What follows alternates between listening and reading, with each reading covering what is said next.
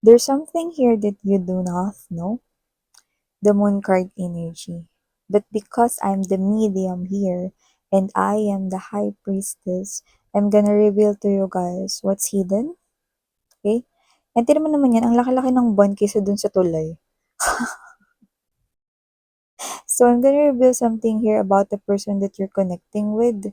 Someone here, no, na posibleng nagkaroon ng gap between you guys. Emotional gap man yan or even communication gap. The universe will reveal the truth to me and I'm gonna relay the message sa'yo. Okay? Just bear with me, honey. Let us see. What is this hidden truth na i-reveal sa inyo? Tell me something about this. For my collective Nakshis,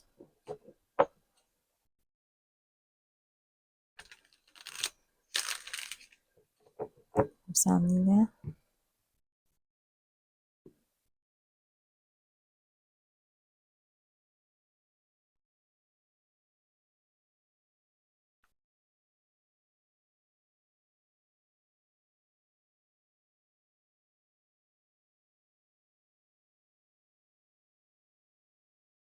hmm,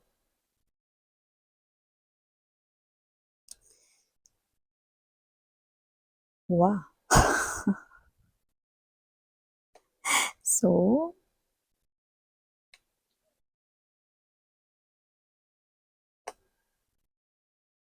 grabe. Hmm,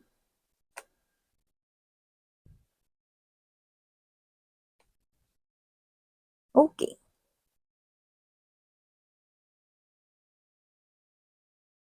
Yun. Okay.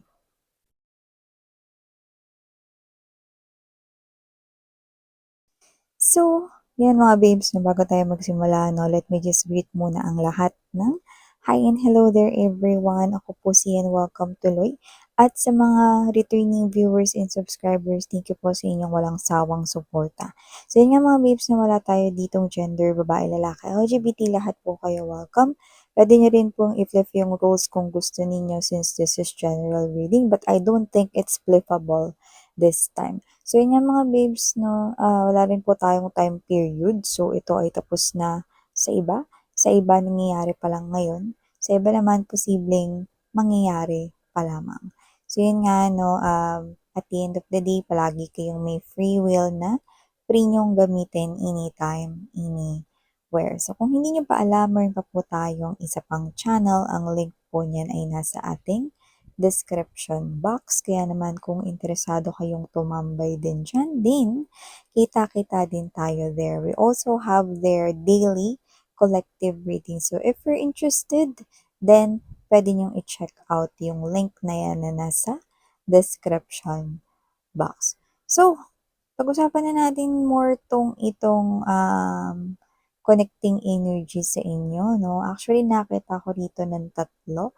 So, lumalabas dito mga babes na possible na ito ay love triangle, but I don't think na isa pa itong love triangle ngayon.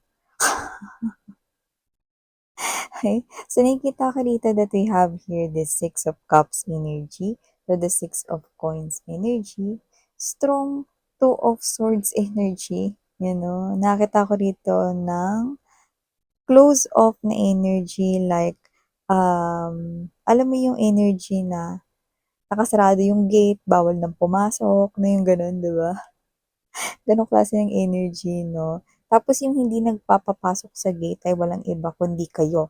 But there's also another energy right here that I'm picking up, no? So, dalawa kayo na hindi nagpapapasok dito, no? Ng isa pang energy. Okay? So, hindi ko nakikita na friends kayo nitong person na to, no? Na lumalabas dito na nagpapakita ng same energy as yours. No, bakit sino ba yan, Miss Yan? With this Six of Coins in reverse right here, no? Three of Cups energy. Alam mo kung anong nakikita ko rito? Anong sinasabi dito? 'no? So, kung ikaw ay na-involve sa isang third party situation na tao ng iyong person before at naging dahilan yun kung ba't kayo naghiwalay 'no, nakikita ko rito 'no, na yung third party na yun, yan 'no, yung third party na yun kung sino man yung babae na yun, yung lalaki na yun na naging third party rito 'no, nakita ko na naghiwalay sila or maghihiwalay sila ng person mo, 'yan 'no, ng ex mo dito, 'no. So, nakikita ko dito 'no, na in short lumalabas dito 'no, that with this strong two of swords to the three of cups and six of coins in reverse, ikaw at yung third party na hindi magkaano-ano 'no, at posible pa nga 'no, na naging war pa kayo noon nung third party 'no, or kayo ito 'no, na hindi naman kayo dito friends 'no, at nakikita ko rito na parehas kayo ng energy na ayaw niyo ng makipagbalikan doon sa inyong ex, pati yung third party na yun kung sino man yun, 'no? So, nakikita ko dito na kung sino yung ex ninyo 'no, gaano ba kasama ang ugali nito with the devilish energy right here 'no, Five of Cups yung babanggitin ko pero nakatingin ako sa Five of Wands. So, nakikita ko na kung sino man yung ex na yun, nagdulot yun ng sadness sa inyo 'no, at kahit yung person na pinili niya na third party 'no, nagdala siya ng extreme sadness sa life nung third party na yun. So, lumalabas dito na parehas yung naging kinahinatnan ng inyong koneksyon 'no, doon din sa third party. So, in short, kung sino man yung person ninyo, lumalabas siya rito bilang devil. So, ibig sabihin, siya yung klase ng energy rito 'no, na pati yung third party nasaktan niya dito, yun 'no. So, gaano kasama ba ang ugali ng ex ninyo? At sinusumpa din siya rito ng third party, you know? Ayaw makipagbalikan sa kanya ng third party pero sinusuyo niya din. Ito hindi niyo alam, ito pa malupit na revelasyon, okey? Kung itong ex niyo na ito na in-involve kayo sa isang third party situation before ay nakikipagbalikan sa inyo ngayon or makikipagbalikan siya sa inyo, ito ang revelasyon. Hindi lang siya sa inyo nakikipagbalikan kundi pati sa third party.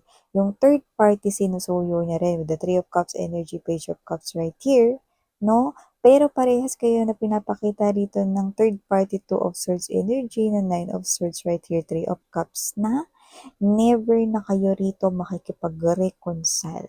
Never na kayo dito makikipag-rekindle or makikipagbalikan in Tagalog, 'no? Dito sa ex ninyo. So, yan mga babes, nakita ko rito na maaaring magkaiba man ang storya or naging sitwasyon kung bakit nag-end yung side ninyo. Pero yung sa'yo, nakita ko rito, no, yung third party na naging dahilan, no, ng inyong separation, no, maaaring iba naman ang angulo or iba naman ang sitwasyon na to na nagawa sa kanya ng ex-person mo with the devilish energy, no. Pero gayon pa man, isa pa lang rin ang kinahinatnan, no, at yun ay ang pagkakahiwalay din nilang dalawa. Okay?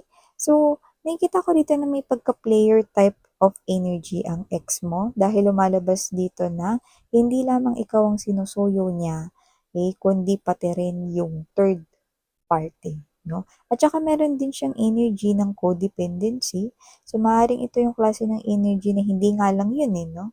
Posibleng narcissistic din siya rito, 'no? At posibleng siya yung klase ng energy na, alam mo yung ano, I'm getting that word, palaasa, 'no? Ikaw na bahala kung anong idudugtong mo dun, 'di ba? Palaasa saan? Palaasa na ikaw yung kikilos para makakain siya. Palaasa na ikaw yung kikilos para mabuhay siya. Palaasa na ikaw yung kikilos upang maghanap buhay para sa kanya. Yung mga gano'n. Okay, so nakita ko dito na maaaring itong person na 'to 'no, is palaasa sa lahat ng bagay or almost 'no, dito. So nakikita ko na kung sino man yung ex mo, nakikita ko rito na medyo masakit yung ulo niya. Kasi parehas kayo ng ng third party 'no, na with the Eight of Cups energy, Six of Swords 'no, ito ulitin ko lang, hindi kayo close ng third party na't posibleng yung iba sa inyo posibleng galit pa kayo dun sa third party 'no, kasi nasa isip ninyo inagaw ng agaw 'no, whether inagaw ng agaw 'no, or whatever, kaya mga babes tandaan ninyo Walang inaagaw na nagpapaagaw, you know? Tsaka nakikita ko rito 'no, na regardless kung naging kaaway mo man yung third party, nakikita ko rito na posibleng kahit hindi kayo friends, hindi kayo nagkakilala ng third party or naging pangit ang inyong nakaraan with the third party 'no. Nakikita ko rito na nagkakasundo yung energy ninyo 'no, na hindi niyo na patutuloyin yung person na ex ninyo dalawa. So, lumalabas dito sarado na yung gate ng inyong heart for this person, pati na yung whole world ninyo. You're shutting your whole world and the third party's world dito sa iisang tao na 'to, okey? Kasi lumalabas siya rito bilang walang kinatandaan, with the devilish energy 'no. Napaka-immature, childish, 'di ba? At saka kung sino man 'tong itong ex-person ninyo 'no, nakikita ko rito 'no, na parang parehas kayo nung third party na pinagsisisihan ninyong nakilala niyo pa yun, yung ex ninyo. So, lumalabas dito na talagang ayaw niyo na, 'no? Judgment in reverse is like both of you are praying right here para kayong nagkakaroon ng teamwork ng third party rito na 'wag na sanang muling mag-cross ang landas or alisin na lamang 'no, ni universe ang ex ninyo sa inyong life 'no, at hindi lang ikaw yung nagdadasal nun, yun din yung dasal ng third party.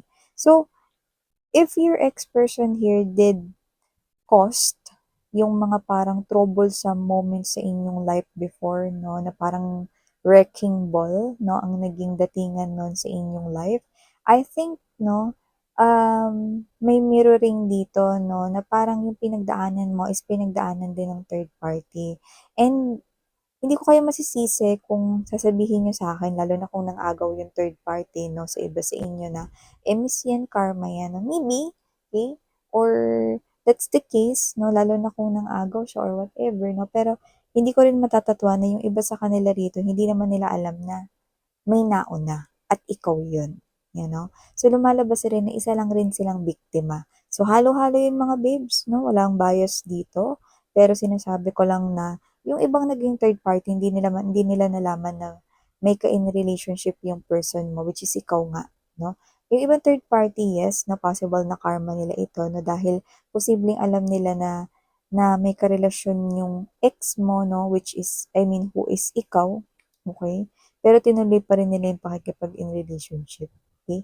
Pero whatever the case may be, nagkakaroon dito or nakakakita tayo rito ng mutual energy coming from the flow of your body 'no, and the flow of the body nitong third party.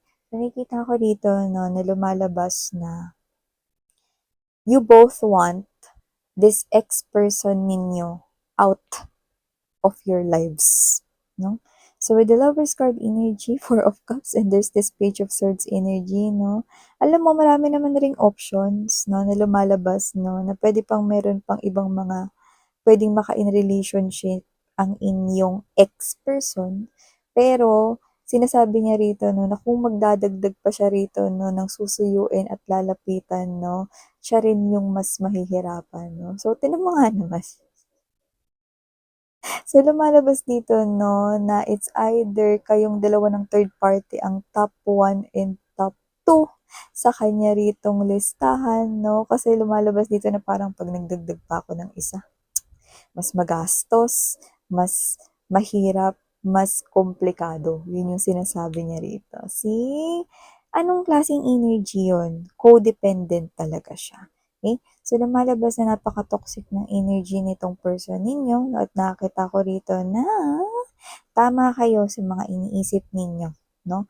Nagja-jive ang thoughts ninyo nitong third party na person na ito na lumalabas dito 'no, na parang may teamwork kayo ritong itaboy sa mga buhay ninyo, ang ex-person ninyo because this ex-person of yours will only cause more troubles 'no, sa future, okey? Kung patutuloyin niyo siya or pababalikin niyo siya back into your lives. Yan, 'di ba? So, nakikita ko rito mga babes 'no, na meron rin namang mga taong umaaligid sa kanya, may mga nakikita rin naman siyang mga magaganda, may itsura, may mga target din 'to, itong ex ninyo rito 'no, na puwede niya ritong, suyuin, lapitan, ligawan 'no, or, ipalit sa inyo nung naging third party din niya rito 'no. Pero lumalabas dito na, meron pa ring top 1 and top 2 at kayo pa rin yung dalawang nasa top ng third party kung sino man yung third party dito, ano. In short, wala pa ritong nakakaungos sa inyong dalawa. Kaya expect some kind of more papansin, more text messages, more chat messages, phone calls, and even mga pa-ring ng mga mobile phones ninyo or telepono ninyo sa mga bahay ninyo kung alam ng ex ninyo.